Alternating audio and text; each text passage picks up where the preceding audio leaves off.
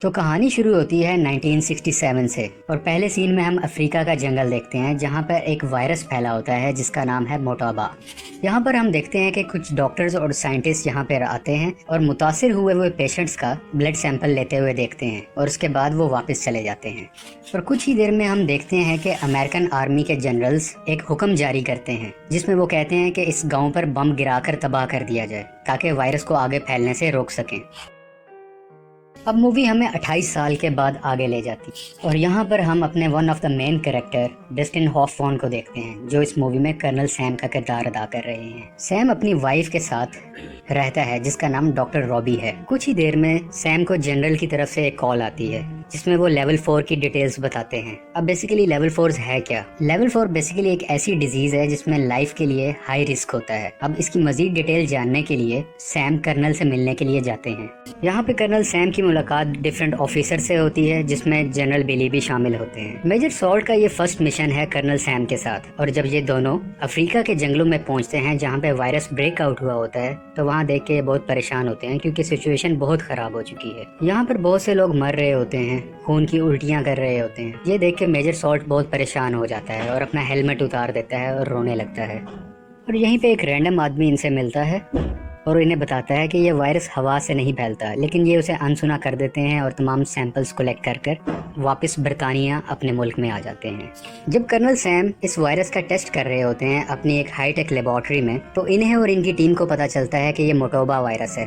یہ وہی وائرس ہے جو آج سے 28 سال پہلے بھی آیا تھا، اور یہ بھی پتہ چلتا ہے کہ یہ وائرس بہت تیزی سے پھیلتا ہے، یعنی کہ 1 گھنٹے میں ڈبل ہو جایا کرتا ہے، دگنا ہو جاتا ہے، اور اگر احتیاطی تدابیر نہ کی جائیں تو 24 گھنٹے کے اندر انسان کی موت بھی واقع ہو سکتی ہے۔ اور اس وائرس کی ایک عجیب بات یہ بھی ہوتی ہے کہ نہ یہ ٹچ کرنے سے یعنی کہ نہ چھونے سے پھیلتا ہے اور نہ ہی ہوا سے پھیلا کرتا ہے۔ مزید انویسٹیگیشن کے بعد پتہ چلتا ہے کہ یہ وائرس بندروں سے آیا ہے اور یہ کوئی ایسا وائرس ہے جو مین میڈ ہے اور ان بندروں میں کسی نے یہ وائرس ڈالا گیا ہے۔ اور دوسری طرف ہم دیکھتے ہیں کہ سائنٹسٹ ابھی بھی افریقہ سے بندر لے کے اپنے دوسرے ملکوں کی طرف جا رہے ہیں تاکہ ان پر میڈیکلی ایکسپیریمنٹس کیے جا سکیں۔ سیم اپنے سینئرز کو یہ ساری بات بتاتا ہے۔ اگلے سین میں ہم دیکھتے ہیں کہ سیم اپنے سینئرز کو کہتا ہے کہ یہ بیماری بندروں سے آئی ہے اور جانوروں کی تمام امپورٹ ایکسپورٹ افریقہ سے فوری طور پر بند کی جائے کیونکہ یہ ہائی رسک کا معاملہ ہے۔ لیکن سیم کے سینئرز اس کی بات کو اگنور کر دیتے ہیں اور بہت زیادہ سیریس نہیں لیتے۔ اب ہم دیکھتے ہیں کہ ایک شخص افریقہ کے جنگلوں سے سمگلنگ کر کے ایک بندر کو کیلیفورنیا لے کے آتا ہے، اور راستے میں جب بندر پانی پی رہا ہوتا ہے تو وہ پانی پیتے ہوئے اس شخص پر پانی کی کلی کر دیتا ہے، یعنی کہ وہ اپنے منہ سے پانی اس شخص پر پھینک دیتا ہے۔ یہ جو بندہ اس بندر کی سمگلنگ کر رہا ہوتا ہے اس کا نام ہوتا ہے جیمز اسکاٹ۔ جیمز اس بندر کو بیچنے کے لیے ایک اینیمل شاپ پہ جاتا ہے۔ جب وہ بندہ اس بندر کو جانچ رہا ہوتا ہے تو بندر اپنے ہاتھ سے کھرید دیتا ہے جس کی وجہ سے وہ زخمی ہو جاتا ہے اور اس کا تھوڑا سا خون بھی آ جاتا ہے۔ جب دکاندار غور کرتا ہے کہ یہ بندر نہیں بلکہ بندریا ہے، یعنی کہ فیمیل منکی ہے، تو وہ اسکاٹ کو واپس کر دیتا ہے اور کہتا ہے کہ مجھے میل بندر کی ضرورت ہے نہ کہ فیمیل کی۔ اسی بندر کے ہاتھ میں ایک بنانا بھی ہوتا ہے جو دوسرا بندر اسے چھین لیتا ہے اور وہ بھی کھا لیتا ہے۔ اور یہاں پہ ہمیں یہ چیز کلیئر ہو رہی ہوتی ہے کہ اس بندر سے وائرس اسکاٹ میں پھیلا اور اسی بندر کی وجہ سے اس دکاندار میں اور دوسرے بندر نے جس نے اس کا جھوٹا کھیلا کھایا۔ اب جب اس کا بندر نہیں بکا ہوتا تو اسکاٹ اسے قریبی جنگل میں چھوڑ دیتا ہے یہ سوچ کر کہ یہ آزاد ہو جائے اور مجھے واپس جانا ہے۔ اب اسکاٹ یہاں سے بوسٹن جانے کی تیاری کرتا ہے، اس کو اپنی فلائٹ پکڑنی ہوتی ہے۔ جب اسکاٹ پلین میں بیٹھا ہوتا ہے تو اس کی طبیعت کافی خراب ہوتی ہے، اور جب یہ بوسٹن پہنچ جاتا ہے تو یہ اپنی فرینڈ سے گلے ملتا ہے اور اسی وقت اسکاٹ بے ہوش ہو کے ایئرپورٹ پر ہی گر جاتا ہے۔ دوسری طرف ہم دیکھتے ہیں وہ دکاندار جو بندر خریدنا چاہ رہا تھا وہ بھی خون کی الٹی کرتا ہے اور بیمار ہو کے ہاسپٹل پہنچ جاتا ہے۔ یہاں پر ایک لیب اسسٹنٹ اس دکاندار کے خون کا ٹیسٹ کر رہا ہوتا ہے، اور اسی ٹیسٹ کے درمیان غلطی سے وہ خون اس کے چہرے پر گر جاتا ہے اور وہ خود کو ہاسپٹلائز کروا لیتا ہے کیونکہ وہ سینس رکھتا ہے اور وہ اس امید میں رکھتا ہے کہ وہ جلدی ٹھیک ہو جائے گا۔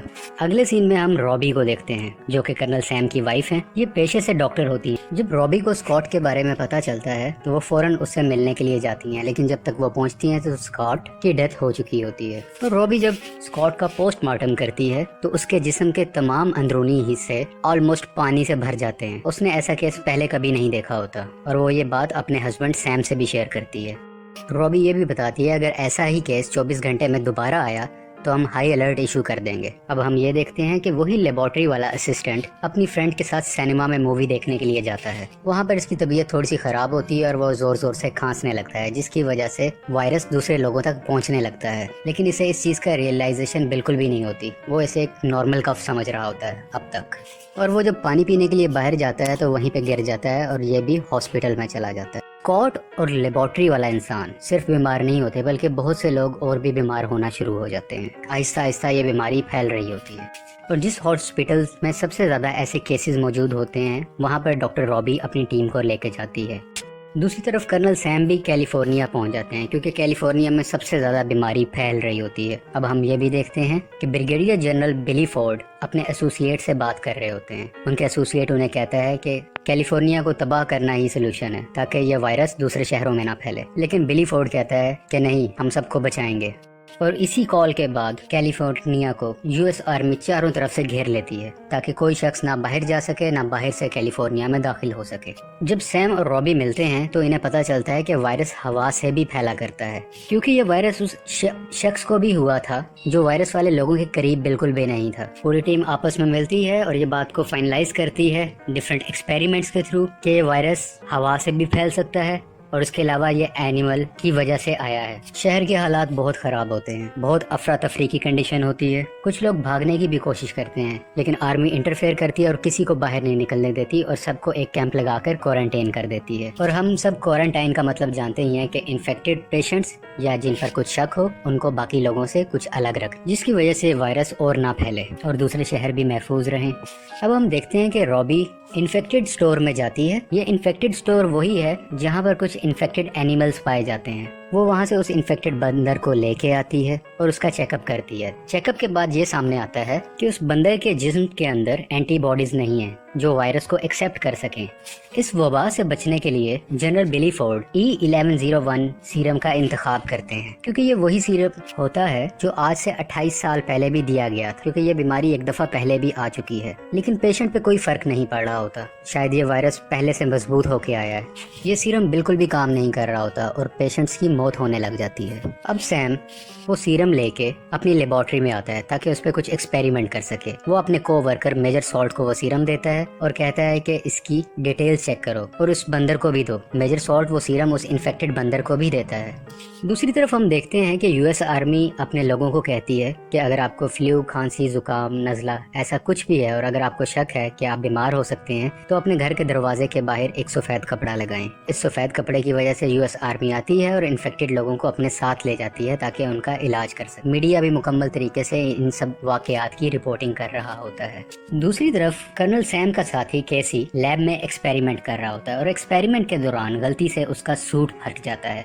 ये एक प्रोटेक्टिव सूट है और फटने के बाद इसकी प्रोटेक्शन बिल्कुल नहीं है, क्योंकि वो वायरस के बिल्कुल करीब होता है तो ये वायरस उसके अंदर भी आ जाता है, लेकिन वो इस वायरस का किसी से जिक्र नहीं करता। दूसरी तरफ हम देखते हैं कि यूएस प्रेसिडेंट एक मीटिंग कर रहे होते हैं और इसी मीटिंग के दरमियान वो जनरल जो बिली को कह रहा था कि हम कैलिफोर्निया को तबाह कर देते हैं वो यहाँ पे मौजूद होता है और वही जनरल प्रेसिडेंट से कैलिफोर्निया को तबाह करने की इजाजत ले लेता है। यानी कि अब हुकूमत की तरफ से ऑर्डर है कि कैलिफोर्निया को तबाह कर दिया जाए, क्योंकि अगर बम गिरा के इसे तबाह ना किया गया तो ये बीमारी दूसरे शहरों में भी फैल जाएगी। और ये कहीं से सेंस नहीं बनती कि कैलिफोर्निया के 27,000 लोगों को बचाने के लिए हम अमेरिका के लाखों लोगों को रिस्क में डाल दें।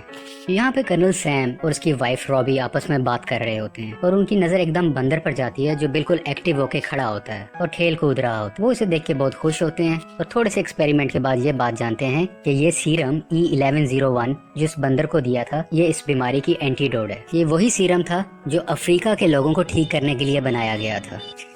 लेकिन कैलिफोर्निया में ये वायरस बहुत लेवल तक फैल चुका है, इसलिए यहाँ पे ये बहुत लोगों पर असर नहीं कर रहा। ये एंटीडोट बिल्कुल काम नहीं आ रही, जिसकी वजह से लोगों की मौत वाक़या हो रही है। और यही लैब में कैसी, जिसका सूट फटा होता है, उसको दिल का दौरा पड़ता है। कैसी के तमाम साथी इसको लेकर नियरेस्ट हॉस्पिटल में चले जाते हैं और उसको वहाँ पे एडमिट कर देते हैं। यहाँ पर रॉबी जब कैसी को इंजेक्शन लगाने लगती है तो ये वायरस रॉबी में भी ट्रांसमिट हो जाता है, क्योंकि कैसी ने किसी को नहीं बताया होता कि वो भी इस वायरस से एक्सपोज्ड है। अब कैसी और रॉबी दोनों को वायरस हो चुका है। अगले सीन में सैम बिली फोर्ड से मिलने के लिए जाता है। बिली सैम को बताता है कि यूएस ने کہ यूएस प्रेसिडेंट ने आज रात 8 बजे पूरे कैलिफोर्निया शहर को बॉम्ब से उड़ाने का फैसला कर लिया है। और ये भी बताता है कि यूएसए एक बायोलॉजिकल वेपन बना रहा था जो कि गलती से अफ्रीका के लोगों में फैल गया था। ये इसे एक अपनी पुरानी बात बता रहा होता है। दूसरी तरफ कैसी की भी डेथ हो जाती है। सैम को एक आइडिया आता है कि किसी अफ्रीका के बंदर को हासिल किया जाए और उसकी एंटीबॉडीज को इस सीरम के साथ मिलाकर एक एंटीडोट बनाई जाए जो कि इफेक्टिव होगी सबके लिए। और बहुत सी रिसर्च के बाद उसे पता चलता है कि एक बंदर अफ्रीका से स्मगल्ड होके आया था और वो नियरेस्ट जंगल में है। वो उस जंगल में जाता है और काफी मुश्किलों के बाद उस बंदर को ढूंढ लेता है।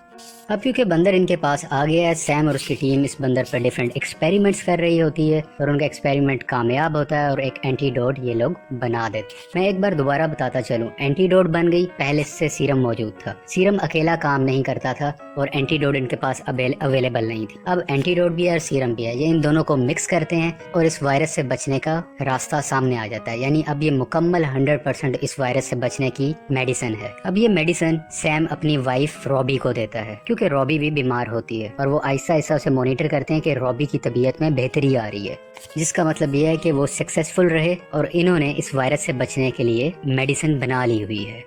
हम देखते हैं कि 8 बजने के करीब होते हैं क्योंकि 8 बजे एक प्लेन ने आकर कैलिफोर्निया पर बॉम्ब से हमला करना था और अब ये दोनों यानी कि सैम और उसका साथी सॉल्ट एक हेलीकॉप्टर में बैठते हैं कि जल्द से जल्द हम उस प्लेन को किसी तरह से रोक सकें। सैम का उस पायलट से राब्ता होता है जिसे वो मना करता है कि बम मत गिराओ, लेकिन वो उसकी नहीं सुनता तो जनरल बिली फोर्ड इंटरफेयर करता है और वो उस पायलट को शहर पे बम गिराने से रोक लेता है। दूसरी तरफ हम देखते हैं कि बिली फोर्ड उस जनरल को भी पकड़वा देता है जिसने प्रेसिडेंट को गलत इन्फॉर्मेशन दी थी कि इस बीमारी के कोई सीरम नहीं है या कोई एंटीडोट नहीं है, जबकि रिसर्च वर्क हमारी बहुत कंप्लीट काम कर रही थी और इसका सीरम बन चुका है। और रूल के मुताबिक अगर ऐसा कुछ सिलसिला हो तो कभी भी शहर पर बॉम्ब नहीं गिराया जा सकता, जो कि जनरल डोलंड ने अपने प्रेसिडेंट से छुपाया था। फॉल्स स्टेटमेंट की वजह से जनरल डोलंड को गिरफ्तार कर लिया जाता है। इस वायरस से बचने की मेडिसिन को कमर्शियली बनाया जाता है और लोगों में डिस्ट्रीब्यूट किया जाता है और जितने भी इन्फेक्टेड लोग हैं वो सब आहिस्ता आहिस्ता ठीक होने लग जाते हैं और सब लोगों में जिंदगी की उम्मीद दोबारा से आ जाती है। और यहीं पे ये मूवी खत्म हो जाती है। आपको ये मूवी कैसी लगी प्लीज लाइक, शेयर और सब्सक्राइब करें और आप हमारी मजीद वीडियोस भी देख सकते हैं।